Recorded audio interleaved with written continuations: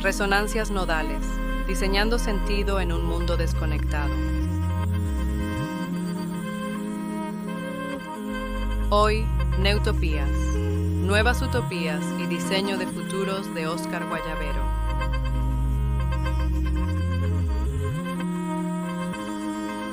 Bienvenidos a esta nueva exploración. El tema de hoy es el futuro. Aunque, bueno, quizás sería más preciso decir que vamos a hablar sobre las múltiples formas en que lo imaginamos. Exacto. Para guiarnos, tenemos una colección de textos fascinantes del libro Utopías, Distopías y Neutopías, y la misión es desentrañar cómo estas grandes visiones han moldeado nuestro mundo. Desde las sociedades perfectas hasta los futuros más aterradores. Totalmente. Desde la silla en la que nos sentamos hasta nuestra propia esperanza. Y en el camino vamos a explorar un concepto que quizás sea nuevo para muchos, la neutopía. Es que la idea central que plantea el libro es demoledora por su simpleza. Para que el futuro llegue, alguien tiene que concebirlo primero. Claro. Estas visiones, estas imágenes, no son solo sueños. Como dice el libro, citando al filósofo Bruno Latour, no producen el futuro directamente.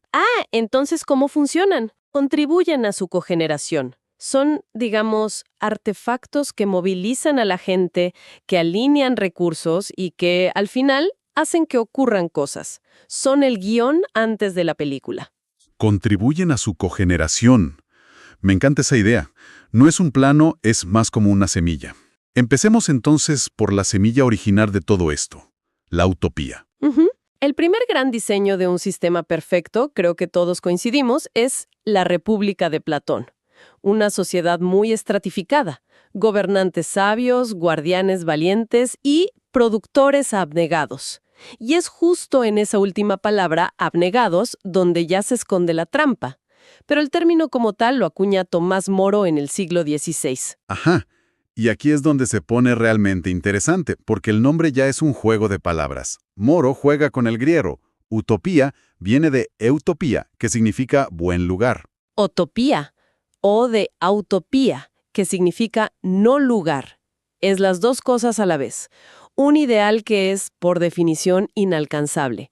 Su isla era un lugar sin propiedad privada. Todos trabajaban 6 horas al día por el bien común, y el resto del tiempo para el ocio y la cultura. Suena maravilloso en el papel, pero ¿no es esa la paradoja fundamental que el libro señala desde el principio?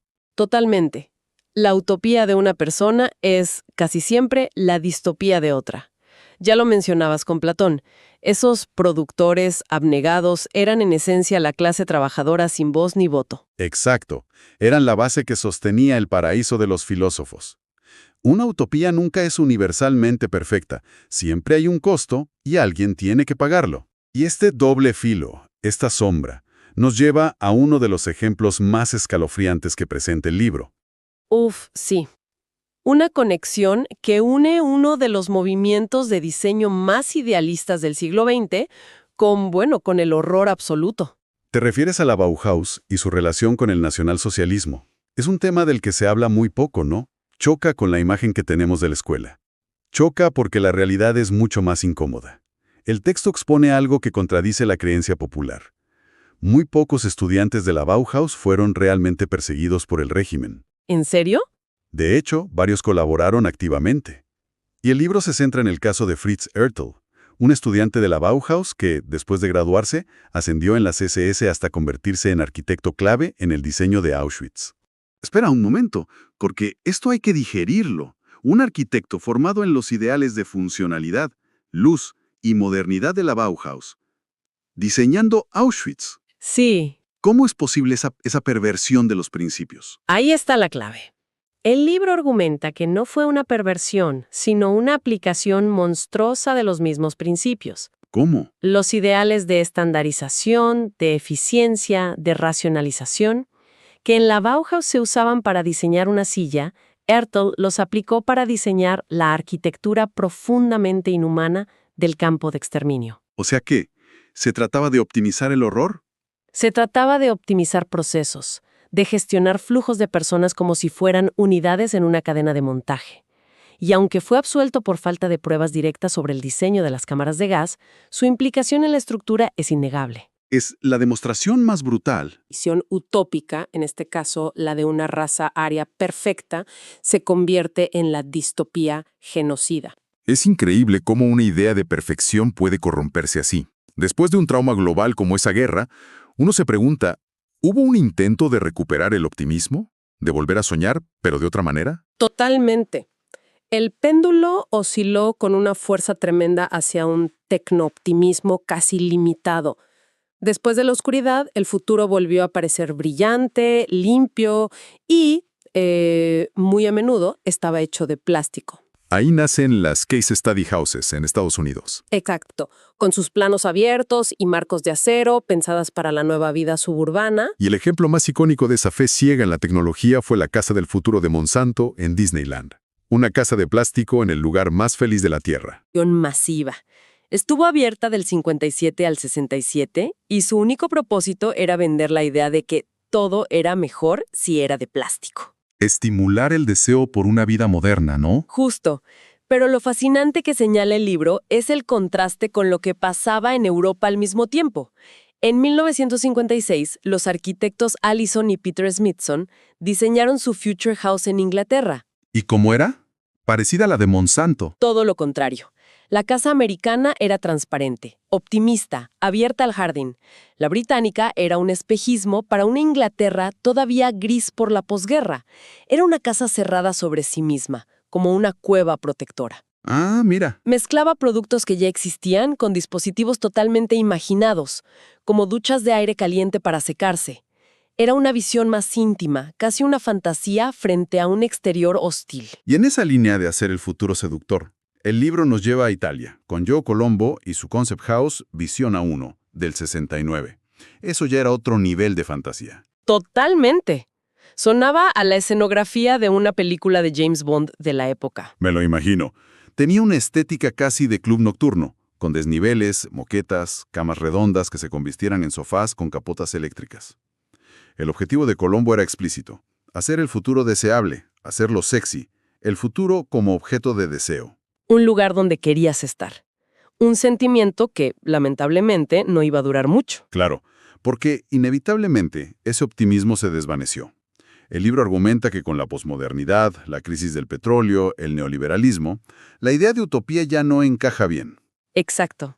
Y de repente, el grito de guerra de la cultura ya no es un futuro brillante, sino el no future del punk. No hay futuro. Se acabó. La nostalgia se instala como el modo cultural dominante y el futuro deja de ser un lugar alentador, se convierte en una amenaza. Y es ahí cuando la distopía se vuelve el género de masas. Surge la sospecha, ¿no? Surge la sospecha de que el futuro ya no nos pertenece a todos, sino que es propiedad del capital, un lugar controlado por una pequeña élite. Eso resuena muchísimo hoy. Es como si ser cínico fuera la postura inteligente y proponer una idea de mejora social fuera ingenuo o hasta peligroso. El libro cita un ejemplo perfecto.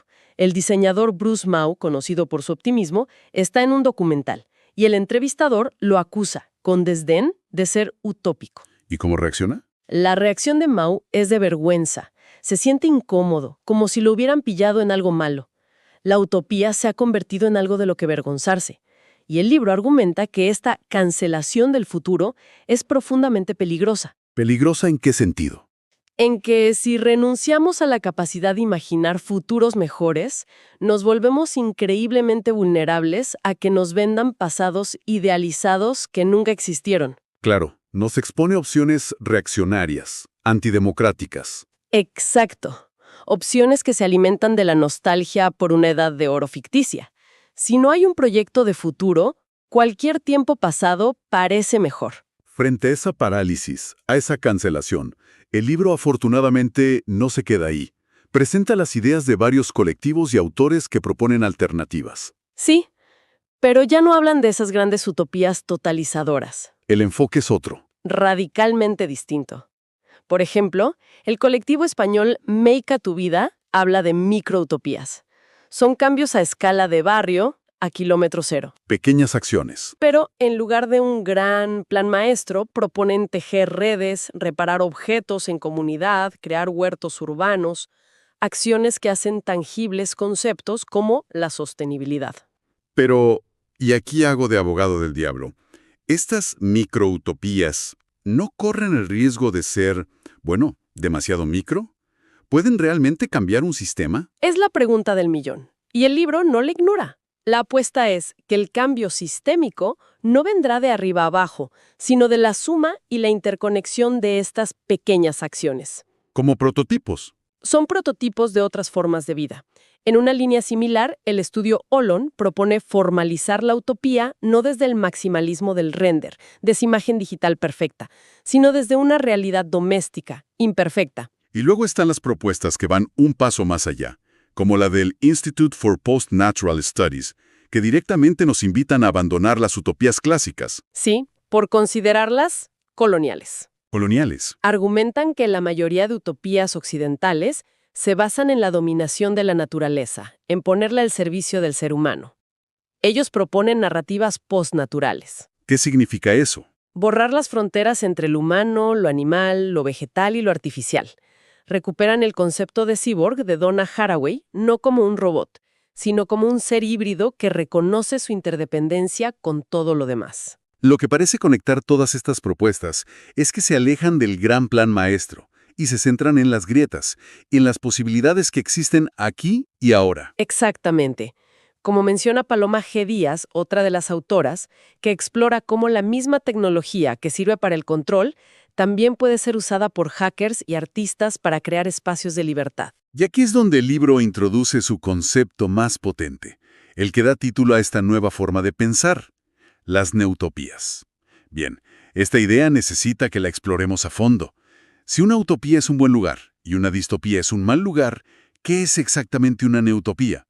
¿Un lugar mediocre? No para nada. El libro toma el concepto de la antropóloga Anna Lowenhaupt-Singh. Una neutopía no es un escenario perfecto ni uno terrible. Es un escenario que busca activamente la vida en las ruinas del capitalismo. Una imagen muy fuerte. Parte de una premisa radical, que la precariedad, la incertidumbre y la vulnerabilidad no son una excepción, sino la condición fundamental de nuestro tiempo. Y es desde ahí, desde esa fragilidad, que se pueden construir futuros vivibles. Entonces, si entiendo bien, no se trata de esperar a que todo se arregle para empezar a vivir bien. No, se trata de encontrar formas de prosperar en medio del desastre. Conecta con el lema del International Council of Design que cita el libro. Suspendidos en transición. Me gusta eso. Nos invita a evitar esa incomodidad de no saber qué viene, a usarla como un espacio fértil para explorar, en lugar de aferrarnos a volver a una normalidad que ya no existe. Si abandonamos el plan maestro y aceptamos esta idea de construir sobre ruinas, ¿con qué herramientas contamos? El libro debe proponer algunas. Sí, y una de las más importantes es el diseño especulativo, de Dunn y Raby. Su objetivo no es resolver problemas, sino plantear preguntas. No es diseñar un producto para vender. Sino Crear un artefacto o un escenario que funcione como una provocación, que nos haga debatir sobre las implicaciones de una tecnología antes de que se implemente masivamente. dame un ejemplo concreto. Claro, el libro menciona la Menstruation Machine de Sputniako. Es un dispositivo que permite a los hombres experimentar el dolor y el sangrado de la menstruación. ¡Wow! ¡Qué imagen! Es incómodo solo de pensarlo, lo que supongo que es el objetivo. No busca venderte nada, sino plantearte una idea muy potente sobre empatía y roles de género. Justo. Otra herramienta muy poderosa y más aplicada es la servitización. Servitización. El concepto es fascinante. Consiste en pasar de vender productos a ofrecer servicios. O sea, priorizar el uso sobre la propiedad. El ejemplo clásico es Rolls-Royce. Ajá. Ellos ya no venden motores de avión a las aerolíneas. Venden horas de motor en funcionamiento. La idea es brillante, pero sueña casi anticapitalista. ¿Cómo convences a una empresa de que haga eso? ¿Dónde está el truco? El truco está en que alinea los incentivos. Si Rolls-Royce cobra por hora de funcionamiento, su interés es que el motor sea lo más duradero y fácil de reparar posible. Claro. Elimina de un plumazo la obsolescencia programada. Exacto. Ahora imagina aplicar esa lógica a todo. Empresas que no te venden una caldera, sino litros de agua caliente a una temperatura garantizada. Cambia por completo la relación con los objetos. Es un cambio de paradigma total. Y hablando de ideas radicales, El libro también explora propuestas económicas como la del economista Thomas Piketty, una herencia universal. Sí, de unos 120.000 euros para cada persona al cumplir 25 años. Uf. Y es importante aclarar, el libro no lo plantea como una solución mágica ni hace una defensa política. Lo presenta como un escenario de diseño ficción. Un ¿qué pasaría si? Para obligarnos a imaginar. Exacto. ¿Qué oportunidades se abrirían? ¿Cómo cambiaría el emprendimiento? Sobre todo para reducir la brecha de género y social. Pero con todas estas herramientas, el libro también lanza una advertencia sobre los peligros del sobrediseño. Sí, de querer controlarlo todo. Hay una anécdota sobre un ejercicio en una clase de diseño que es muy reveladora. A ver. Se les pide a los estudiantes que diseñen una micronación. Y paradójicamente, los grupos con las mejores intenciones, ecologistas, veganas, feministas, terminan creando sistemas totalitarios para hacer cumplir sus reglas. No puede ser. En la micronación vegana, si alguien quiere comer carne, la respuesta es la multa o la expulsión. La utopía perfectamente diseñada se convierte en una dictadura benevolente. En el mejor de los casos. Exactamente. En cambio, los estudiantes que proponían sistemas más abiertos, menos definidos, tenían más éxito. La lección es clara. El intento de crear una utopía perfecta, cerrada, casi siempre conduce a una distopía. El sobrediseño lleva a la intolerancia. Hemos recorrido un camino larguísimo, desde la República de Platón, pasando por la oscura conexión de la Bauhaus con Auschwitz, las casas de plástico, la cancelación del futuro, y hasta estas nuevas esperanzas. Entonces, ¿cómo atamos todos estos cabos? Creo que la idea más potente con la que nos deja el libro es que quizá la solución no es seguir soñando con utopías perfectas que inevitablemente fracasan o se vuelven totalitarias, Ni tampoco resignarse a las distopías que nos paralizan. sino que el camino podría ser esa tercera vía. La neutopía. Justo. Esos escenarios posibles imperfectos que se construyen desde la precariedad y la colaboración. Visiones que valoran la interdependencia. No se trata de diseñar un futuro cerrado, sino de abrir un abanico de posibilidades. Hay una cita que lo resume, ¿verdad? Sí, de Ezio Mancini al final del libro. Ser diseñador significa ser optimista, conscientes de que a pesar de todo hay un camino para resolver los problemas y nuestro trabajo pasa por tratar de encontrarlo. El libro, al final, nos invita a imaginar y a construir fragmentos de futuros deseables. Y quizá la pregunta que queda flotando no es ¿qué gran utopía podemos construir para todos?, sino una mucho más personal. ¿Qué pequeña neutopía, qué prototipo de una mejor manera de hacer las cosas podríamos empezar a experimentar en nuestra propia realidad? No para alcanzar la perfección. No, simplemente para encontrar vida y posibilidad en medio de la complejidad de hoy. Resonancias Nodales fue una producción de Nodo Miseria.